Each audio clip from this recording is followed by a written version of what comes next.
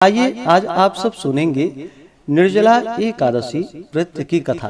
आप सभी भक्तों को निर्जला एकादशी व्रत की ढेर सारी शुभकामनाएं। आप सभी के जीवन में लक्ष्मी नारायण की कृपा से आप सभी को सभी प्रकार के सुख और समृद्धि की प्राप्ति हो। ज्येष्ठ मास शुक्ल पक्ष की एकादशी को इसे निर्जला एकादशी और भीमशैनी एकादशी के नाम से जाना जाता है। यह व्रत सभी प्रकार के पापों को नष्ट करने वाली है। यह वर्ष भर में कोई अगर एकादशी ना कर पाए, केवल निर्जला एकादशी का व्रत ही धारण कर ले तो संपूर्ण एकादशियों का पुण्य फल प्राप्त होता है। यह व्रत जो कि बड़ा ही कठिन माना गया है। इस दिन निर्जला रह करके दिन रात्रि बिना अन्न और जल का रहना चाहिए। भगवान विष्णु माता लक्ष्मी का पूजन करना चाहिए। दान पुण्यों का कार्य करना चाहिए। कथा श्रवण करनी चाहिए। एकादशी की रात्रि जागरण करते हुए समय को व्यतीत करना चाहिए और अगले दिन जाकर के समय के अनुसार व्रत का पारण करना चाहिए। तो आइए सुनते हैं निर्जला एकादशी व्रत की कथा और अंत में जानेंगे व्रत के पारण समय के बारे में। तो बोलिए प्रेम से भगवान विष्णु की जय, माता लक्ष्मी की जय, एकादशी माता की जय। कथा के अनुसार एक समय महर्षि वेद व्यास जी महाराज युधिष्ठिर के यहाँ संयोग से पहुँचे। महाराज युधिष्ठिर ने उनका समुचित आदर सत्कार किया। अर्घ्य और पाद्य दे करके सुंदर आसन पर बैठाकर उनकी षोडशोपचार पूजा की। जब महर्षि सब प्रकार से निश्चिंत होकर बैठ गए, तब भीमसेन ने हाथ जोड़कर उनसे कहा कि हे भगवान, मैं बड़ी आपत्ति में पड़ा हुआ हूँ।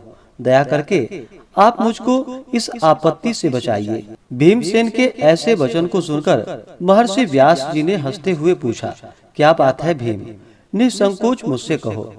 भीम ने कहा कि हे प्रभु, महाराज युधिष्ठिर, धनुषधारी अर्जुन, विचारवान सहदेव और बहादुर नकुल एवं सौभाग्यवती महारानी द्रौपदी इत्यादि सभी लोग एकादशी का व्रत करते हैं और मुझे भी विवश करते हैं कि तुम भी एकादशी का व्रत करो।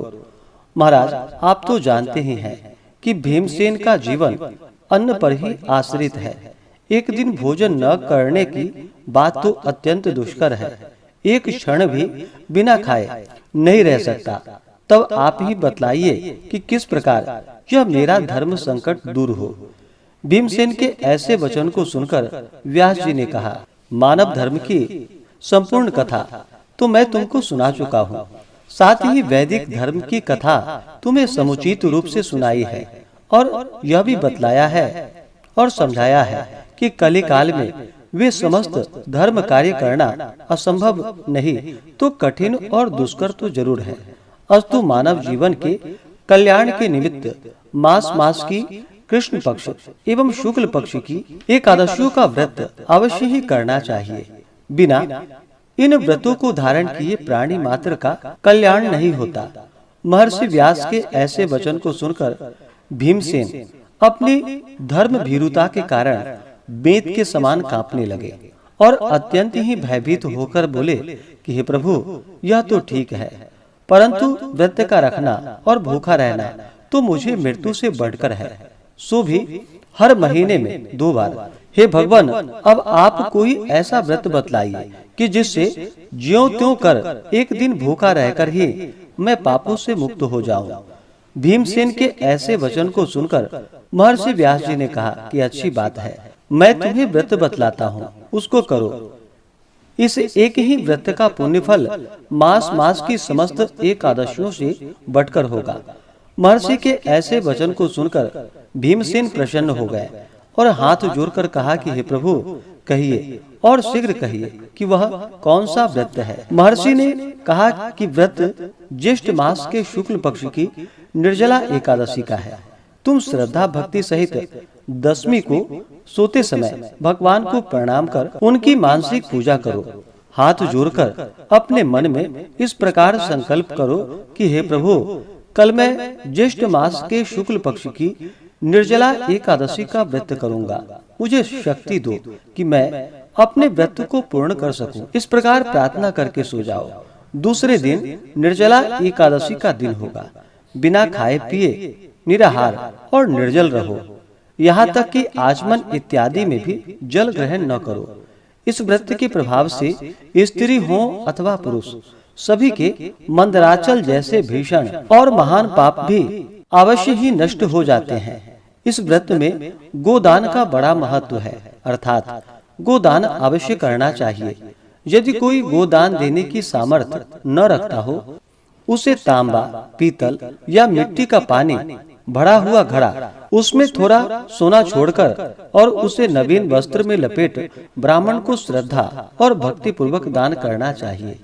इस प्रकार जल दान देने एवं स्वयं व्रत समाप्ति तक जल न ग्रहण करने वाले प्राणियों को एक एक क्षण में कोटि कोटि गोदान देने का पुण्य फल प्राप्त होता है। उस दिन यह कार्य अर्थात यज्ञ, दान एवं जपादि कार्य करने वाले को अक्षय फल की प्राप्ति होती है। इस प्रकार श्री कृष्ण जी ने स्वयं कहा है। अतः फिर दूसरा पुण्य कार्य करने की क्या आवश्यकता है? विष्णु लोक की प्राप्ति इसी निर्जला व्रत के ही द्वारा हो सकती है। इस दिन फलाहार करना चाहिए। अन्न खाने वाले की अनेकों प्रकार की दुर्दशाएं होती है और वे चांडाल स्वरूप समझे जाते हैं। इस व्रत के प्रभाव से चोर, गुरुद्वेषी एवं हर प्रकार के पापियों का उद्धार हो जाता है। श्रद्धालु स्त्री एवं पुरुषों के विशेष कर्तव्य हैं। शेष शैया पर स्थित श्री विष्णु भगवान की भक्ति पूर्वक पूजा एवं धेनु दान तथा ब्राह्मणों को मिष्ठान का भोजन कराकर दक्षिणा देकर संतुष्ट करना चाहिए। निर्जला व्रत रखने वाले को गौ, वस्त्र, छत्र, शैया, कमंडलू आदि वस्तुओं का प्रेम पूर्वक भक्ति सहित दान करना चाहिए। उपाहन दान करने से स्वर्ग गमन में हेतु स्वर्ण भूषित रथ प्राप्त होता है और जो इसको भक्ति पूर्वक श्रवण करते हैं तथा कीर्तन इत्यादि करके रात्रि जागरण करते हैं, वे मनुष्य बिना विघ्न स्वर्ग प्राप्त करते हैं। तो बोलिए प्रेम से भगवान विष्णु की जय, माता लक्ष्मी की जय, एकादशी माता की जय, सर्वदेवी देवता की जय। इसी प्रकार से जो भी भक्त सच्ची श्रद्धा के साथ, नियम और निष्ठा के साथ निर्जला एकादशी का व्रत धारण करते हैं, कथा श्रवण करते हैं, भगवान की आराधना, पूजन आदि का कार्य, दान पुण्यों का कार्य करते हैं, तो उनके सभी प्रकार के पापों का नाश होता है। ज्येष्ठ मास शुक्ल पक्ष की एकादशी तिथि प्रारंभ समय जो कि 17 जून 2024 दिन सोमवार सुबह 4:44 और एकादशी तिथि की समाप्ति 18 जून 2024 दिन मंगलवार सुबह 6:26 पे और द्वादशी तिथि की जो समाप्ति है वह 19 जून 2024 दिन बुधवार सुबह 7:29 पे। व्रत का पारण जो कि हरिवासर समाप्त होने के बाद करना चाहिए। इस बार 17 जून से ही जो कि सुबह के समय से एकादशी तिथि शुरू है और 18 जून सुबह 6:26 पे एकादशी तिथि की समाप्ति है। तो वैष्णवों के लिए जो कि द्वादशी युक्त एकादशी का व्रत धारण करना चाहिए। इस प्रकार से पारण में जो कि हरिवासर समय को छोड़ करके ही व्रत का पारण करना चाहिए। हरिवासर का समय द्वादशी तिथि का पहला चौथाई हिस्सा हरिवासर का होता है। तो हरिवासर की समाप्ति 18 जून 2024 दिन मंगलवार को दोपहर 12:42 पे हरिवासर की समाप्ति है। स्मार्तों के लिए जो कि 17 जून को व्रत बतलाया गया है और वैष्णवों के लिए 18 जून को व्रत बतलाया गया है। तो जिन्होंने 17 जून को व्रत धारण किया है वो 18 जून को व्रत का पारण दोपहर 1:30 से 3 बजे तक व्रत का पारण करेंगे और जिन्होंने 18 जून को व्रत धारण किया है वो सभी 19 जून को व्रत का पारण करेंगे। 19 जून को पारण का जो समय है वह समय सुबह 5:28 से सुबह 7:28 तक व्रत का पारण किया जाएगा। निर्जला एकादशी व्रत का पारण जो कि तिलेन पारणम यानी कि तिल से व्रत का पारण है, यह संभव ना हो पाए तो जल, फल या तुलसी दल से व्रत का पारण करे। तो आशा करता हूँ कि यह जानकारी आपको अच्छा लगा हो। ऐसे ही ज्ञानवर्धक जानकारियाँ प्राप्त करते रहने के लिए, व्रत पूजा के बारे में जानने के लिए, कथा को सुनने के लिए चैनल पे अगर आप पहली बार आए हैं तो चैनल को लाल बटन दबा करके सब्सक्राइब करें, साथ में बेल आइकन घंटी को दबाएं ताकि आने वाली वीडियो का नोटिफिकेशन आपको समय से मिलता रहे।